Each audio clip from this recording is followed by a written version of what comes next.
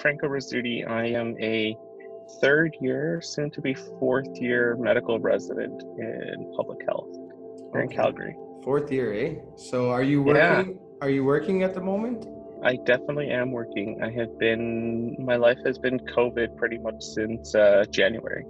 Wow. And how is Yeah, it? How is it like? it's, I mean, it's interesting. It's really interesting to speak to from the public health perspective. So Correct. as I say to people, right, we don't ever wish for a pandemic. We don't ever want, something like this. But a pandemic sort of flu or something like coronavirus has been on our radar as something that is going to happen, for the last few years. That we're like, within the next decade, this is something we need to prepare for. Mm-hmm. So the fact to then have it happen and it be here and be able to participate in the response is for us in public health kind of a once in a lifetime Mm-hmm. opportunity. So that way it's really rewarding.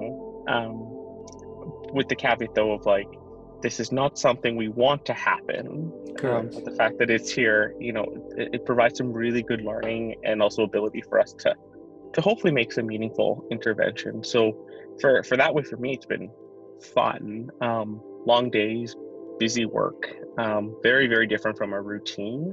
Mm-hmm. But yeah, it's been really, really rewarding. That's good. At least you're taking it in a positive way, right? Not in a Yeah, negative way. You're taking it as a yeah, learning experience, and it's more like, for you guys, I know that you guys need work experience, and the more of it that you have, the better it is for you guys with your hours and everything else that you need. exactly. Yeah. What about all this conversation that happens around about, not having enough equipment? I mean, it's really interesting, right? So this conversation started probably sometime in January. So I'll give you some of the backstory because it's the stuff that didn't really hit, Mm-hmm. the common media of, starting in January when we started seeing the cases in China, at least in Alberta, we started planning for what's our response going to be like initially with who do we test, who are the right people to get tested, do they meet our criteria, etc. Because we were limited on our ability to test, right? Back Mm-hmm. then, a test took, was all done by hand, on gel matrices. It was a fairly laborious test. And Mm-hmm. so it was, how do we get the right people tested? So that was the first, do we have enough supplies? Mm-hmm. And got through that, lab ramped up its ability to test. Then we started thinking, okay, when's going to be our cutoff or our threshold for, are we going to say need to have like an isolation center or a testing center or something like this? And started thinking about that. And then when really the waves, our first case hit in March, which I'll be honest was probably later than I thought we were going to have it. I was thinking when Toronto and Vancouver got it that we were going to be sooner after them than we were, to be Mm-hmm. honest. So once we got it, then it turned into, are we ready? Do we have enough supplies? And Alberta has been really good because Alberta has a stockpile. AHS has, two large stockpile facilities in the province. And so we had enough supplies for immediate need, but the worry was always if we had to ramp up and say get to a point of having, hundreds of people in hospital per day, do we Mm-hmm. have enough supplies? And so that was a conversation. AHS was fortunate in that they were able to work with government and what have you to bring in, supplies from China. But there's always this conversation about, are we going to have enough supplies? And I think we probably need to shift the conversation, not so much about this acute response, but Mm-hmm. in the long term of, if and when we have a second wave in the fall, which could overlap with flu season, and with all of our kind of new protections we're putting in for the community, are we going to have enough supplies for hospitals, for all the healthcare settings, but then also for community use? So I think that's probably where the conversation needs to go. Right Mm-hmm. now, I can say there's no issue with frontline healthcare providers having Okay. sufficient access. But the big question is going to be, as we go forward, are we going to have enough? Makes sense. That makes sense.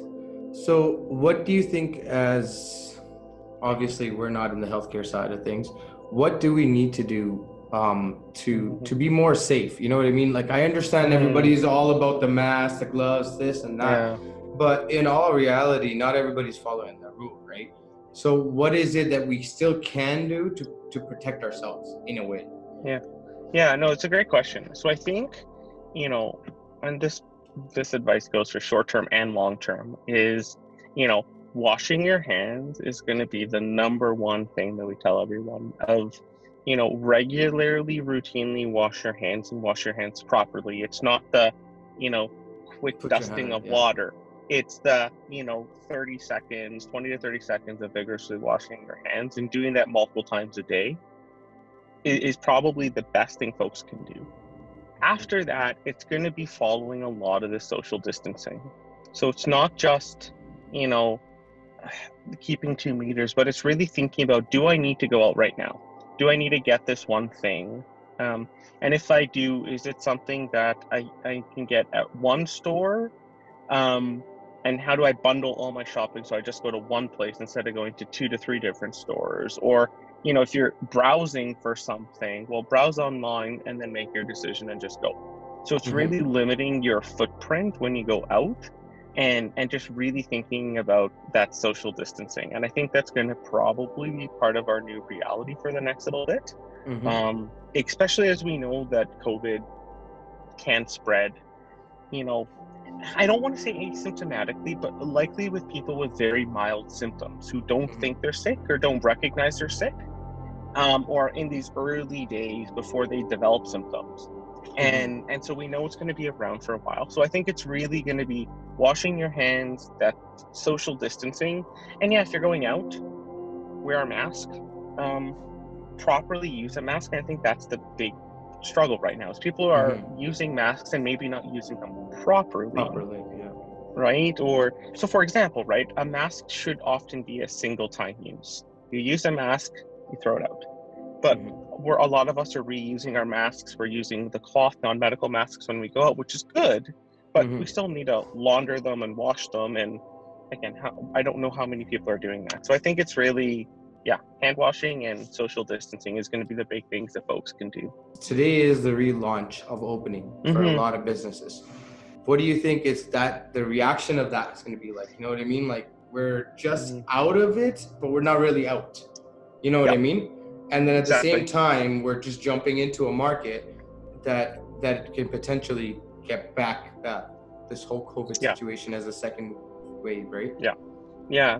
So, I mean, I think you kind of captured it there, right? Is we've seen this both in Canada and overseas. So, Toronto's a good example of this, or Ontario, where late last week they had their highest single day increase of new cases ever.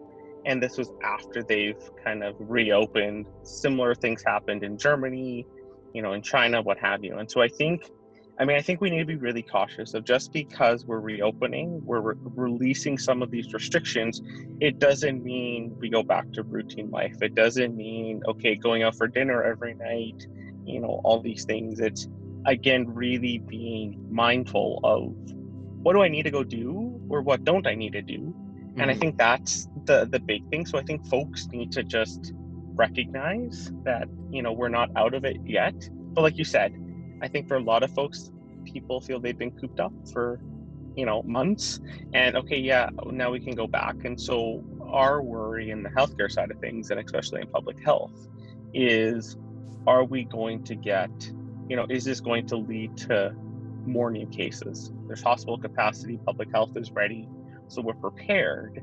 But we always like to prepare for the worst, hope for the best. And so that's how we're going into it. But I think it is going to be a challenge for folks to kind of strike that balance. And I don't envy governments of trying to, re-stimulate the economy and get people back to routine. But at the same time, there are some public health measures that we need to keep in mind.